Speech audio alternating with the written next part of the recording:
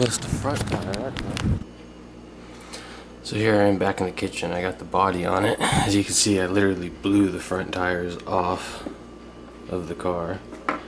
I 3D print the hubs for it, and the walls on them were just a little too thin, so the axle pulled right out.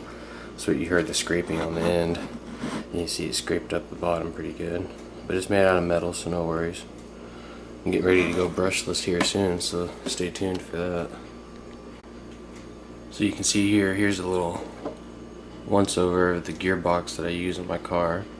It's easily capable of 10,000 RPMs. I've already pushed it that far. But I plan to go brushless here soon and see what the brushless can actually handle. You see I have a 390 in here right now, running this exact gearbox. Just to a little cheap rear end I bought off Amazon. It's been holding up pretty well. Plan to go metal axle on that here pretty soon also. As you see on the gearbox here, it's pretty basic. It's just 3 bevel gears.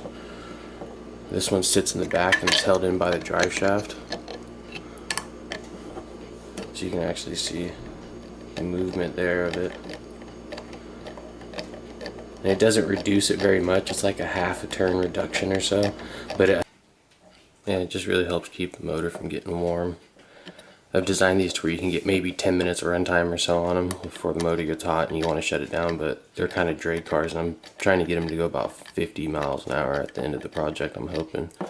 But as you can see, this gearbox has an extra bearing that I put on the back side of it that I was kind of playing with, but the gearbox that you can see is actually in the car. It doesn't have that extra bearing, it just has a single bearing on that side. Fits back in here. And it has a bearing that fits into here for the other gear, and then the actual motor just spins on itself. It doesn't have a gear. So this is the box I plan to go brushless with. It's printed out of a little bit stronger material. So if you guys want to see a video of me putting one together so you guys can see that, and I'll also leave the files for you guys. If you guys have a 3D printer, maybe you want to print something like this for yourself or put it to test for yourself and see how it works.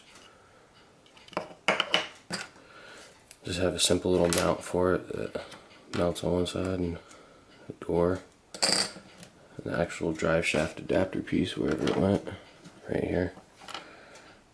The drive shaft fits in and helps keep it spinning centered.